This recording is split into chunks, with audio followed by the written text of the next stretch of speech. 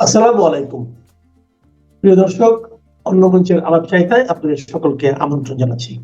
আপনারা যারা ভেবেছিলেন বিএনপি এ যাত্রায় শুধরে গেছে, বিএনপি ভালো হয়েছে, বিএনপি বাংলাদেশের মানুষের কথা ভাবে, বিএনপি বাংলাদেশের মানুষের ম্যান্ডেটের কথা ভাবে, বিএনপি বাংলাদেশের ঢুকে পড়া অর্থনীতিকে আসমানে তুলে ছাড়বে, বিএনপি আমাদের মার্টিন লুথার কিং, দুঃখিত, বাংলার লুথার কিং জনাব তারেক রহমান বাংলাদেশের অর্থনীতি, বাংলাদেশের সামাজিক অবকাঠামো, বাংলাদেশের মানুষের ভাগ্য, সব কিছু, বাংলাদেশের শিক্ষা ব্যবস্থা থেকে শুরু করে প্রত্যেকটা সেক্টরে অভূতপূর্ব উন্নয়ন সাধন করবেন, তাদের জন্য একদম মুখে ছামা ইট ঘষে দিয়েছে। দেখবেন, দেশের নাজুক অর্থনীতি পুনরুদ্ধারে ট্যাক্স বাড়াতে হবে, অর্থমন্ত্রী আমির খসরু। দেশের নাজুক অর্থনীতি, তার মানে আমরা এতদিন বলে আসছি বাংলাদেশের রিজার্ভ যেটা বলা হচ্ছে সেটা নেই, বাংলাদেশের অর্থনৈতিক অবকাঠামো ভেঙে পড়েছে। আমরা বলে আসছি শেখ হাসিনার সরকার যে অর্থনীতি বাংলাদেশে রেখে গিয়েছিল সেটাকে পরিকল্পিতভাবে গত 17-18 মাসে ভেঙে ফেলা হয়েছে। সেটার প্রমাণ গতকাল খোদ অর্থমন্ত্রী দিয়ে গেছেন। তিনি বলেছেন ট্যাক্স বাড়াতে হবে। তার মানে আপনারা নিশ্চিত থাকেন আগামী 1 থেকে 2 মাসের মধ্যে প্রত্যেকটা দ্রব্যমূল্যের দাম বেড়ে যাবে, ট্যাক্স বাড়বে। ট্যাক্স বাড়লে কি কি হয় সেইটা দয়া করে কোনো আর্টিফিশিয়াল ইন্টেলিজেন্সকে জিজ্ঞাসা করেন যে একটা রাষ্ট্রের ট্যাক্স যখন সরকার বাড়িয়ে দেয় তখন কি কি প্রভাব পড়তে পারে, কোন কোন সেক্টরে প্রভাব পড়তে পারে। আশা করি সদুত্তর আপনারা পেয়ে যাবেন। সুতরাং বুঝে নেন আমাদের বাংলার লুথার কিং কি কি করতে পারে। বাংলার লুথার কিংয়ের মন্ত্রী পরিষদের আরও একজন মন্ত্রী, সম্মানিত মন্ত্রী, তিনি একটা বক্তব্য দিয়েছেন। দেখবেন, এই বক্তব্য শোনার পর আমি 2টা মিনিট হা হা হা করে হাসি দিয়েছি। ইন্টারনেট সকলের ঘরে ঘরে পৌঁছে দিতে চায় ডাক, টেলিযোগাযোগ ও তথ্য প্রযুক্তি মন্ত্রী। ইন্টারনেট কিভাবে সবার ঘরে ঘরে পৌঁছে দেওয়া যায়? ইন্টারনেট কি কোনো বস্তু যে সবার ঘরে ঘরে পৌঁছে দিতে হবে? সে বলতে পারতো ইন্টারনেট সুবিধা আমরা দিতে চাই, ঘরে ঘরে পৌঁছে দেবে কিভাবে? আর ইন্টারনেট ঘরে ঘরে পৌঁছে দেওয়ার তো কিছু নাই। শেখ হাসিনা সরকার বাংলাদেশে ইন্টারনেটের যেই অভূতপূর্ব উন্নয়ন সাধন করে গেছেন, বাংলাদেশের একদম প্রান্তিক পর্যায়ের মানুষ, একদম দুর্গম পাহাড়, খাগড়াছড়ি, বান্দরবান, সেখানেও 4G নেটওয়ার্ক আছে। সুতরাং ইন্টারনেটকে নতুন করে ঘরে ঘরে পৌঁছে দেওয়ার যে নাটক, ওই ফ্যামিলি কার্ডের মতো এই গল্প তো দিয়ে এখন লাভ নাই। বাংলাদেশের মানুষ তো বাংলার লুথার কিংয়ের এইসব ভুজুং ভাজুং গল্প বিশ্বাস করবে না। কেনই বা বিশ্বাস করবে? এইসব গল্পের কোনো ভিত্তি আছে? কিচ্ছু নাই। আমি বলেছি না মার্টিন লুথার কিং, দুঃখিত, বাংলার লুথার কিং, বারবার ভুল হয়। বাংলার লুথার কিংয়ের যেই I have a plan, I have a plan, সবার ঘরে ঘরে ইন্টারনেট পৌঁছে দেবে, হোয়াট এ প্ল্যান! মানে সেই প্ল্যান দেখার পর আমি আসলে গালমন্দ করা বাদ দিয়ে দিয়েছি। আপনারা তো দেখেছেন লাস্ট কদিন থেকে কোনো গালিগালাজ করি না, আর করবও না। অসভ্য, ইতর, বদমাস, জোচ্চুরদেরকে গালি দিলে সেই গালিকেও অসম্মান করা হয়। সুতরাং গালি আর দেব না। আমি 5 আগস্ট এই জঙ্গি উত্থানের পর অসংখ্যবার বলেছি বাংলাদেশে এই মুহূর্তে আওয়ামী লীগ, ছাত্রলীগ নাই। সুতরাং মাঠ ফাঁকা। এখন ফাঁকা মাঠকে খেলার উপযোগী বানানো কিংবা একটা খেলা পরিবেশ সৃষ্টি করার জন্য সেখানে কিন্তু উপস্থিতি থাকতে হয় 2টা দল, প্রতিপক্ষ দল থাকতে হয়। সেক্ষেত্রে জামাত, শিবির, ছাত্রদল এরা নিজেরাই নিজেদের প্রতিপক্ষ বানিয়ে খেলাধুলা করেছে, লাস্ট স্টেজে চলে আসছে। এখন তাদের মধ্যে আভ্যন্তরীণ কুন্দল সৃষ্টি হয়েছে, একে অন্যের পেন্ডারের বাক্স খুলে দিচ্ছে। বলেছিলাম না, এই জুলাই সন্ত্রাসে সম্পৃক্ত যারা পুলিশ হত্যা করেছে, যারা রাষ্ট্রীয় স্থাপনায় আগুন দিয়েছে, যারা সব কিছু ভেঙে ফেলেছে, যারা বাংলাদেশের অর্থনৈতিক বিশাল ক্ষতি করেছে, এরা নিজেদের চরিত্র নিজেরাই ফাঁস করবে, নিজেরাই বলে দেবে তারা জুলাই আগস্টের সেই জঙ্গি উত্থানের সময় কি কি করেছিল। কারণ এদের চরিত্র এরকম। ডাকসুর যেই জঙ্গি এবি জুবায়ের, তার একটা ফেসবুক স্ট্যাটাস আমি পড়ি। শুনলাম ভারত থেকে আসা এক ব্যক্তি নাকি পুলিশ হত্যার বিচার করার উদ্যোগ নিয়েছে। যাত্রাবাড়ির সেক্টর কমান্ডার সহ দেশের বিভিন্ন জায়গায় ধর অ্যাটাক বলে পুলিশের উপর ঝাঁপিয়ে পড়া আমার ছাত্র দলের ভাই বন্ধুদেরকে ফাঁসানোর জন্যই এই উদ্যোগ নেওয়া হয়েছে কিনা খতিয়ে দেখা দরকার। গুপ্ত বাহিনীর ষড়যন্ত্রের কথা তো বলা যায় না, সাবধান থাকা ভালো। ভারত থেকে আসা ব্যক্তি কে বুঝতে পারছেন? তিনি নিঃসন্দেহে র এর প্রথম সারির এজেন্ট জনাব সালাউদ্দিন আহমেদ, বর্তমান স্বরাষ্ট্রমন্ত্রী। আর যাত্রাবাড়ির সেক্টর কমান্ডার ছাত্রদলের সভাপতি জনাব রাকিব চাচা, এই দুজনকে বুঝিয়েছেন। বুঝতে পারছেন? মানে জুলাই আগস্টের জঙ্গি উত্থানের সময় ছাত্রদল কিন্তু সম্মুখ সারিতে ছিল, এ কথা অস্বীকার করবার কোনো সুযোগ নাই। এবং এখন যেহেতু পুলিশ হত্যার বিচার সামনে আসছে, বারবার বলা হচ্ছে সরকারের পক্ষ থেকে পুলিশ হত্যার জন্য একটা সুষ্ঠু তদন্ত করা হবে। যদি তদন্ত করা হয় সেক্ষেত্রে আন্তর্জাতিক মানের একটা টিম গঠন করা হোক, যাতে করে তদন্ত কোনোভাবে বায়াসড না হয়, কোনো পক্ষের হয়ে যেন কোনো তদন্ত করা না হয়। এখানে বিএনপি সম্পৃক্ত থাকলে বিএনপিকে অবশ্যই শাস্তির আওতায় আসতে হবে। ছাত্রদল, যুবদল, স্বেচ্ছাসেবক দল থেকে শুরু করে প্রত্যেকটা অঙ্গ সংগঠন যারা আছে, তারা যারা সম্পৃক্ত ছিল প্রত্যেককেই শাস্তির আওতায় আনতে হবে। সুতরাং শুধুমাত্র জামাত শিবিরকে শাস্তির আওতায় এনে ছাত্রদল পার পেয়ে যাবে, এটা জামাত শিবির চাচ্ছে না, এটাকে আমি সমর্থন করি। তবে যদি পুলিশ হত্যার তদন্ত অ্যাকচুয়ালি করতে চায়, সৎ উদ্দেশ্য থাকে, সেক্ষেত্রে এটা সুষ্ঠু এবং নিরপেক্ষ তদন্ত হতে হবে। এক্ষেত্রে যদি আন্তর্জাতিক মানের কোনো টিম কিংবা আন্তর্জাতিক কোনো মহল সহায়তা করতে চায় কিংবা তাদেরকে টাকার বিনিময়ে নিয়োগ দেওয়া যায়, সেটাই করতে হবে। অন্যথায় এই তদন্ত যে একপাক্ষিক হবে সেটা বোঝা যাচ্ছে। আরেকজন জুলাই সন্ত্রাসী হাসিব আল ইসলাম, যে মেট্রো রেলে আগুন দেওয়ার কথা নিজের মুখে স্বীকার করেছিল একটা বেসরকারি টেলিভিশন চ্যানেলে, যে সচিবালয়ে সেই ফায়ার সার্ভিসের সদস্য হত্যার সাথে সম্পৃক্ত, যে সচিবালয়ে অগ্নিকাণ্ডের সাথে সরাসরি সম্পৃক্ত ছিল, সেই হাসিব আল ইসলাম যেই স্ট্যাটাস দিয়েছে, এই স্ট্যাটাসের মধ্য দিয়ে অদূর ভবিষ্যতে সাক্ষ্য নেওয়ার জন্য আর কাউকে লাগবে বলে আমার মনে হয় না। আসেন এইটাও আমি আপনাদেরকে পরে শোনাই। তারেক রহমানের নির্দেশে শফিকুর রহমান দাদুর অর্থায়নে নাহিদ ইসলামের তত্ত্বাবধানে মির্জা ফখরুল ইসলাম আলমগীর ও মাহফুজ আলমের মাস্টার প্ল্যানে হাসনাত আসিফ ও সার্জিস আলমের কমান্ডিংয়ে রাকিব নাসিরের সমন্বয়ে সারা দেশে খুনি হাসিনার ফ্যাসিস্ট পুলিশ বাহিনীর বিরুদ্ধে জনগণের নিরাপত্তা নিশ্চিতে মুক্তিগামী প্রতিরোধ গড়ে তোলা হয়েছিল। এই মুক্তিগামী প্রতিরোধ যদি অপরাধ হয়ে থাকে তাহলে অনতিবিলম্বে তারেক রহমান ও মির্জা ফখরুল ইসলাম আলমগীরকে আইনের আওতায় আনতে হবে। অর্থাৎ জুলাই আগস্টের সেই জঙ্গি উত্থান চলাকালীন বাংলাদেশ পুলিশের উপর যে ধরনের হামলা হয়েছে সারা বাংলাদেশে, এই হামলা সরাসরি নির্দেশদাতা জনাব মার্টিন লুথার কিং, দুঃখিত ভুলে যাই বারবার, জনাব বাংলার লুথার কিং, এবং এই মেটিকুলাস অভ্যুত্থানে যত টাকা পয়সার অর্থায়ন লেগেছে সব কিছু দিয়েছে জামাতের সাদা শকুন আমিরে জামাত জনাব শফিকুর রহমান।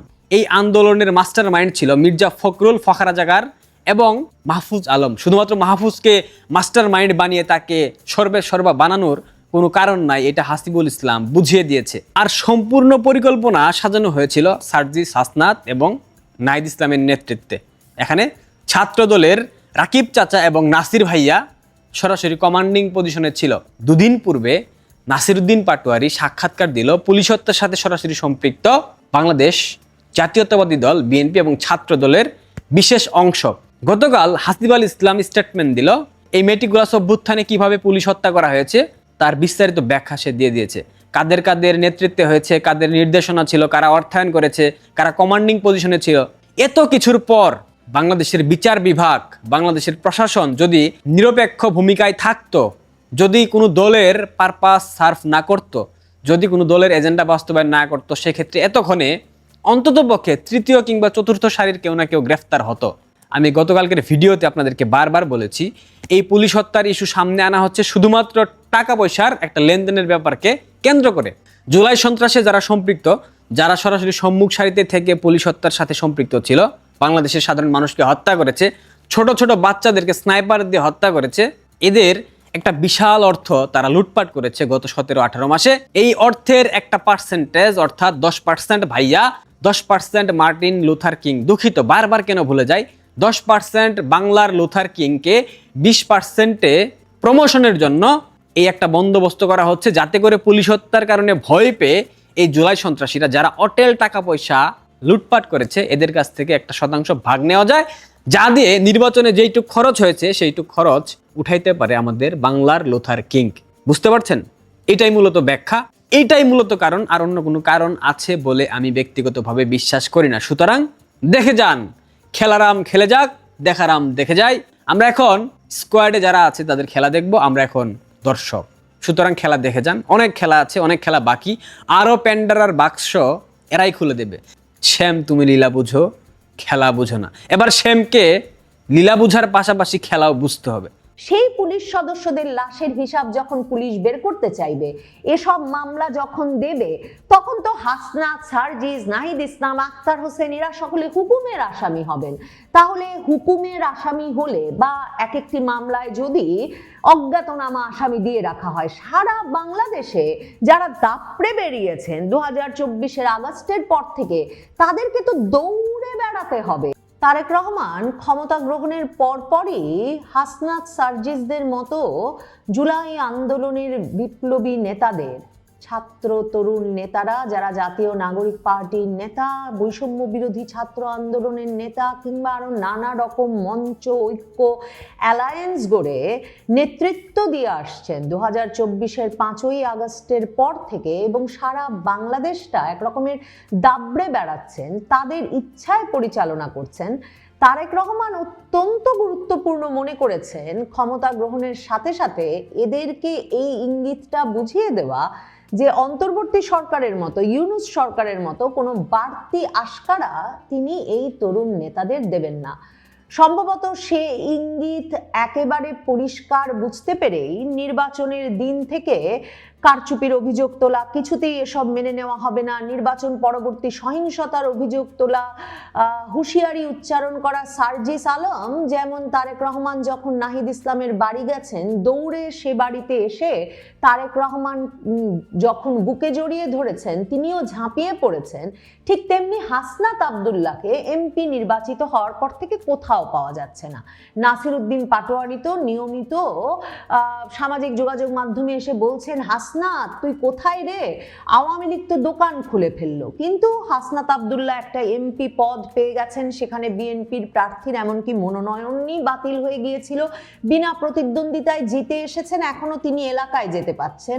আক্তার হোসেন যেমন তার এলাকায় জিতেছেন বটে, কিন্তু এলাকায় গিয়ে স্বস্তি পাচ্ছেন না জাতীয় নাগরিক পার্টির নেতা হান্নান মাসুদও। এমন একটা পরিস্থিতিতে জাতীয় নাগরিক পার্টির নেতারা সবচেয়ে ভয় যেটা নিয়ে পাচ্ছিলেন এই জুলাই আন্দোলনের নেতারা, সেটা হচ্ছে যে অন্তর্বর্তীকালীন সরকারের আমলে তাদেরকে জুলাই আন্দোলনের সময় সকল প্রকার খুন, হত্যা, লুটপাট, অগ্নিসংযোগের জন্য যে দায় মুক্তি দিয়ে দেওয়া হয়েছিল ঢালাওভাবে, এবং পুলিশ হত্যা সহ রাষ্ট্রীয় সম্পদ বিনষ্টের অভিযোগে কোনো মামলা 2024-এর জুলাই আগস্ট সময়কালের কিংবা পরবর্তী সময়ের গৃহীত হয় নাই থানায়, তদন্ত হতে পারে নাই এই অন্তর্বর্তী সরকারের সময়, যার প্রভাবে তারা আরো দোর্দণ্ড প্রতাপে সারা বাংলাদেশে রাজত্ব করে বেরিয়েছেন। তাদের যে ভয়টা ছিল, ওই যে হাসনাত আব্দুল্লাহ কথায় কথায় বলতেন যে এ সরকার বদলে গেলে, ইউনূস সরকার বদলে গেলেই নাকি ফাঁসির দড়ি ঝুলবে তাদের চোখের সামনে, এখন সেই অবস্থায় তারেক রহমান তাদেরকে নিয়ে গেছেন। কারণ তারেক রহমানের সরকার ঘোষণা দিয়েছেন, বিএনপি সরকার স্পষ্টভাবে এই ঘোষণা পুলিশকে জানিয়ে দিয়েছে যে পুলিশ হত্যার তদন্ত হবে এবং পুলিশ বিভাগ যাতে ওই সময়কার হত্যাকাণ্ডগুলোর বিভিন্ন প্রমাণাদি সাক্ষ্য সংগ্রহ শুরু করে এবং পুলিশ হত্যার মামলাগুলো যাতে আবারও চাঙা হয়, নতুন করে মামলা করার প্রয়োজন হলে যাতে নতুন করে মামলা করা হয়। কারণ 44 জন পুলিশ সদস্য হত্যা হয়েছে বলে পুলিশ সদর দফতর থেকেই বিবৃতি এসেছিল, কিন্তু পুলিশ সদস্যরা যখন 5ই আগস্টে মৃত কয়েকজন পুলিশের লাশ, পচে যাওয়া গলে যাওয়া লাশ যাত্রাবাড়ি থানা থেকে উদ্ধার করে 5ই আগস্টের 8 দিন পর রাজারবাগ পুলিশ লাইন্সে তাদের জানাজা হয়েছিল, তখন থেকে পুলিশ সদস্যরা দাবি করে আসছেন, অভিযোগ করে আসছেন অন্তত 2000 পুলিশ সদস্য 2024-এর জুলাই আগস্টে নিহত হয়েছেন। এবং অনেক পুলিশ সদস্য মনে করেন 3 থেকে 3500 পুলিশ নিহত, নিখোঁজ ওই 2024-এর জুলাই আগস্ট আন্দোলনের পর থেকে। কিন্তু পুলিশ বিভাগ ওই ঘটনা যেহেতু ঘাটাঘাটি করার সাহস পাচ্ছে না, তদন্ত করে নাই, তাই তাদের কাছে কোনো হিসাবই নাই ঠিক কতজন পুলিশ সদস্য ওই সময়ে সহিংসতায় নিহত হয়েছিলেন।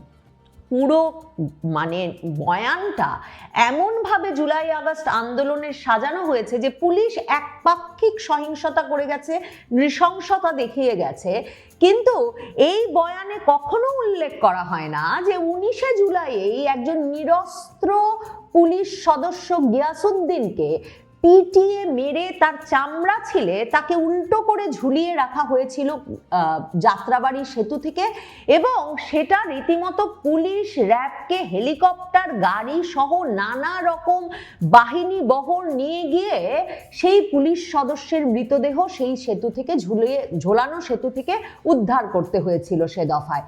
কোনো আন্দোলনের বয়ানে বীরত্ব গাথায় উল্লেখ করা হয় না যে সারা বাংলাদেশে সকল থানায় আক্রমণ হয়েছে, লুটপাট হয়েছে। এনায়েতপুর, সিরাজগঞ্জের সেই থানায় ঢুকে আন্দোলনকারীরা 4 আগস্ট পুলিশ সদস্যদের পিটিয়ে মেরেছে, আগুন দিয়ে পুড়িয়ে মেরেছে এবং তারপর ঝুলিয়ে রেখেছে। এমনকি বিবিসি বাংলার প্রতিবেদনে উঠে এসেছে যে অনেক পুলিশ সদস্য নামাজ পড়ে বের হচ্ছিলেন পাশের মসজিদ থেকে এবং সেই মসজিদের সিঁড়িতেই তাদেরকে পিটিয়ে মারা হয়েছে। এই কথা কখনো উল্লেখ করা হয় না ওই আন্দোলনের কথা বলবার সময় যে পুলিশ সদস্যদেরকে এমন নৃশংসতার শিকার হতে হয়েছিল যে 5ই আগস্ট হবিগঞ্জের বানিয়াচং থানার একজন পুলিশ সদস্যকে শেষ পর্যন্ত সেনাবাহিনীর ঘন্টার পর ঘন্টা দর কষাকষি করেও কিছুতেই আন্দোলনরত ছাত্র জনতাকে ঠান্ডা না করতে পারার পর রেখে আসতে হয়েছিল, এবং সেই পুলিশ সদস্য এসআই সন্তোষকে পিটিয়ে মেরেছিল তখন সেখানে জড়ো হওয়া বিক্ষুব্ধ ছাত্র জনতা। এছাড়াও এই যে যাত্রাবাড়িতে 5ই আগস্ট যখন সেনা প্রহরা থানার সামনে থেকে উঠে গেল, তারপর ভীত সন্ত্রস্ত পুলিশ একদিকে যেমন ছাত্র জনতার দিকে গুলি ছুটতে থাকলো, শেখ হাসিনা সরকারের ততক্ষণে পতন হয়ে গেছে, তারপরেও এরপর সেখানে ঢুকে শেষ পর্যন্ত ওই থানা জ্বালিয়ে পুড়িয়ে পুলিশ সদস্যদেরকে মেরে পুড়িয়ে ভ্যানের উপর যে লাশ রেখে এসেছিল সে কথা কিন্তু এমনকি জাতিসংঘের প্রতিবেদনেও আছে। মানে জাতিসংঘের প্রতিবেদনে যে 1400 মৃত্যুর কথা বলা হয়, সরকার এখন পর্যন্ত ইউনূস সরকার হিসেব মিলিয়ে মাত্র 834 জনের নাম বলতে পেরেছে। সেই 834 জনের মধ্যেও আবার যুবলীগ নেতা ঢুকে গেছেন, যার লাশ কিনা আবার যিনি গাজীপুরের মেয়র জাহাঙ্গীরের এপিএস হিসাবে কাজ করতেন এবং যার লাশ কিনা আবার উত্তরার একটা ব্রিজ থেকে ঝুলিয়ে রাখা হয়েছিল পিটিয়ে মেরে। তো এহেন পরিস্থিতিতে খুন, লুটপাট, অগ্নিসংযোগের মতো ঘটনা ক্রমাগতভাবে চলেছে 24 জুলাই আগস্ট জুড়ে, এবং সেগুলোর যাতে বিচার না করা যায় সে সংক্রান্ত প্রথম দায়মুক্তি অধ্যাদেশটি অন্তর্বর্তীকালীন ইউনূস সরকার জারি করেছিল 2024 অক্টোবর মাসেই, যখন নোয়াখালীর সোনাইমুড়িতে এক কনস্টেবলকে হত্যার অভিযোগে একটি মামলা পুলিশ তদন্ত করে এবং 3 জনকে গ্রেফতার করে। তার পরপরই স্বরাষ্ট্র মন্ত্রণালয় থেকে প্রজ্ঞাপন দিয়ে প্রথমত বলে দেওয়া হয় যে কিছুতেই যাতে 2024 জুলাই থেকে 15ই জুলাই থেকে 8ই আগস্ট পর্যন্ত সংগঠিত গণ অভ্যুত্থান সংশ্লিষ্ট ঘটনার জন্য কোনো মামলা, গ্রেফতার বা হয়রানি না করা হয়। তার মানে সরকারও জানে, জুলাই যোদ্ধারাও জানেন, এই নেতারাও জানেন যে কি ধরনের অপরাধী কর্মকাণ্ড ঘটেছে, ফৌজদারি অপরাধ ঘটেছে, যে রীতিমতো দায় মুক্তির অধ্যাদেশ দিয়ে সেই ফৌজদারি অপরাধে যাতে কোনো মামলা দায়ের না হয় বা পুলিশ তদন্তের চেষ্টা না করে সে ব্যবস্থা করতে হয়েছিল তাদের। আর ইউনূস সরকার যাওয়ার আগে একটা অধ্যাদেশ জারি করে জুলাই যোদ্ধাদের দায় মুক্তি দিয়ে গেছে, এবং সেই দায় মুক্তি অধ্যাদেশে 8ই আগস্ট পর্যন্ত না 31শে আগস্ট পর্যন্ত সকল প্রকার গণ অভ্যুত্থান সংশ্লিষ্ট ঘটনার জন্যে কোনো সম্পূর্ণ দায়মুক্তি দেওয়া হয়েছে জুলাই আন্দোলনের সঙ্গে, গণ অভ্যুত্থানের সঙ্গে সংশ্লিষ্ট ব্যক্তিবর্গকে। তার মানে 31শে আগস্ট পর্যন্ত কি ভয়াবহ অপরাধ হয়েছে সেটা জানেন তারা। আর হাসনাত সার্জিসেরা জানেন, তারা তো 31শে আগস্টে থামেন নাই। এই যে জুলাই যোদ্ধাদের দায়মুক্তি অধ্যাদেশ উঠে যদি যায়, সত্যি যদি এই দায়মুক্তি অধ্যাদেশকে পাশে সরিয়ে রেখে তারেক রহমান সরকার পুলিশ হত্যার বিচার শুরু করে, পুরো পুরো পুলিশ বাহিনীর ভেতরে যে দাবি আছে, পুলিশ বাহিনী কতজন নিহত হয়েছে জানতে চায়। পুলিশ বাহিনী মনে করে না মাত্র 44 জন নিহত হয়েছে, পুলিশ বাহিনী অন্তত ওই 44 জনের হত্যার বিচার চায়, সুনির্দিষ্ট ব্যক্তিবর্গকে ধরে তাদেরকে বিচারের মুখোমুখি করতে চায়। ভাবুন তো, হবিগঞ্জের বানিয়াচং থানার এসআই সন্তোষকে যারা পিটিয়ে পুড়িয়ে মারলো, সেই একটি যুবক মাহাদি কিছুদিন আগে বানিয়াচং থানায় গিয়ে রীতিমতো পুলিশ কর্মকর্তাকেই হুমকি দিয়ে বলেছেন যে তিনি এর আগে পুলিশ পিটিয়ে মেরেছেন, থানা জ্বালিয়ে দিয়েছেন, কাজেই পুলিশ যেন তার কথা শুনে। এবং এরপর পুলিশ যখন তাকে গ্রেফতার করেছে, তখনকার আইন উপদেষ্টা আসিফ নজরুলের সক্রিয় ব্যবস্থাপনায় দ্রুততম সময়ে সেই মাহাদি বেরিয়ে এসেছে। নিশ্চয়ই লক্ষ্য করেছেন, ওই মাহাদি দিল্লিতে ধরা পড়েছেন অন্য একটি দেশের ভিসা নিতে। ইউরোপের একটি দেশে, কেউ বলছেন ফিনল্যান্ড, কেউ বলছেন ইংল্যান্ড চলে যাচ্ছিলেন, সেই দেশের ভিসা নিতে তিনি সে দেশে গিয়ে উপস্থিত হয়েছিলেন বলে জানা যাচ্ছে এখন। তার মানে এই যুবকদের শুধুমাত্র দায় মুক্তি দিয়ে গেছে আগের সরকার তাই নয়, এদের একটা বিরাট অংশের জন্য নানা রকম সেফ এক্সিটের ব্যবস্থাও করে রাখা হয়েছে। এ অবস্থায় হাসনাত সার্জিস কোথায় যাবেন? মানে হাসনাত এমপি হয়েছেন, সার্জিস তো এমপিও হন নাই, তিনি কি নিজ এলাকায় যেতে পারবেন? পঞ্চগড়ে গিয়ে কি তিনি নিরাপদ বোধ করবেন? মানে এমন একটা পরিস্থিতি তৈরি করা হয়েছে যে কোনো মামলায়, ওই যে সিরাজগঞ্জের 15 জন পুলিশ পিটিয়ে মারা হোক, বা 5ই আগস্টের পর পুলিশ সদস্যরা যখন রাজারবাগ পুলিশ লাইন্সে কাঁদছিলেন এবং তখনকার আইজিকে বলছিলেন যে সারা বাংলাদেশ জুড়ে থানায় থানায় পুলিশ সদস্যদের লাশ পচে গলে পড়ে আছে, সেই পুলিশ সদস্যদের লাশের হিসাব যখন পুলিশ বের করতে চাইবে, এসব মামলা যখন দেবে, তখন তো হাসনাত, সার্জিস, নাহিদ ইসলাম, আক্তার হোসেন এরা সকলে হুকুমের আসামি হবেন। তাহলে হুকুমের আসামি হলে বা এক একটি মামলায় যদি অজ্ঞাতনামা আসামি দিয়ে রাখা হয়, সারা বাংলাদেশে যারা দাপড়ে বেরিয়েছেন 2024-এর আগস্টের পর থেকে, তাদেরকে তো দৌড়ে বেড়াতে হবে। এরা কি সকলেই আসলে সেফ এক্সিট নিয়ে অন্য কোথাও চলে যেতে পারবেন? যারা থাকবেন তাদের তো আসলে মানে কোনোভাবে দম নেওয়ার উপায় থাকবে না। তারেক রহমান সার্জিস, হাসনাতদের মানে যারা বেশি বেড়েছিলেন তাদেরকে আরো সুস্পষ্ট বার্তা দিতে চাইছেন। ইশরাক হোসেন, তিনি প্রতিমন্ত্রী মুক্তিযুদ্ধ বিষয়ক মন্ত্রণালয়ের, তিনি জুলাই যোদ্ধাদের পুনর্বাসনের বিষয়টাও দেখবেন। তিনি প্রধানমন্ত্রী তারেক রহমানের সঙ্গে বৈঠক করে বেরিয়ে সংবাদ মাধ্যমে বলেছেন যে একদিকে যেমন অনেক জুলাই যোদ্ধাকে অন্তর্ভুক্ত করা হয় নাই, তারা বিএনপির রাজনীতি করে বলে, কাজে তারা রাজনৈতিক প্রভাবমুক্ত হয়ে জুলাই যোদ্ধাদের তালিকা করবেন। ঠিক তেমনি তিনি বলেছেন আগের সরকার বিপুল পরিমাণ অর্থ জুলাই ফাউন্ডেশনে দিয়েছিল, সে অর্থ জুলাই যোদ্ধাদের পেছনে খরচ না হয়ে কোথায় খরচ হলো? নতুন প্রধানমন্ত্রী, নবনির্বাচিত প্রধানমন্ত্রী তারেক রহমান সে বিষয়টি খতিয়ে দেখতে বলেছেন। মনে করে দেখেন, এই জুলাই ফাউন্ডেশনে 100 কোটি টাকা দিয়ে জুলাই ফাউন্ডেশনের সিইও করে দেওয়া হয়েছিল সার্জিস আলমকে। কাজেই তারেক রহমান জুলাইয়ের নামে সকল ব্যবসা, সকল জবরদস্তির অবসান চাইছেন, কারণ সে অবসান না ঘটালে তার জন্য তো সরকার পরিচালনাই মুশকিল। যখন তখন যে সে অ্যালায়েন্স, মঞ্চ, ঐক্য নামে, বৈষম্য বিরোধী ছাত্র আন্দোলন, এই নানা রকম নামে, আর জাতীয় নাগরিক পার্টি তো আছেই, যদি রাস্তায় লোক জড়ো হয়ে যায় এবং তারা সকলেই যদি পুলিশ বাহিনীর প্রতি এতটা মারমুখ থাকে এবং পুলিশ বাহিনীকে সবসময় ধমকে দেয় যে আমরা আগে থানা পুড়িয়েছি, আগে পিটিয়ে মেরেছি, আগে ঝুলিয়ে রেখেছি, আপনাদেরও রাখবো, তাহলে তারেক রহমান সত্যিই তো দেশে আইন শৃঙ্খলা পরিস্থিতি শান্তই করবেন কি করে, আর সরকারি পরিচালনা করবেন কি করে, আর রাজপথে ঠান্ডা রাখবেন কি করে? কাজেই তারেক রহমানের জন্য পুলিশ হত্যার বিচার শুরু করাটা নানা কারণে অত্যন্ত গুরুত্বপূর্ণ। হাসনাত সার্জিসকে সম্ভবত এর পর থেকে দৌড়ের উপরেই থাকতে হবে।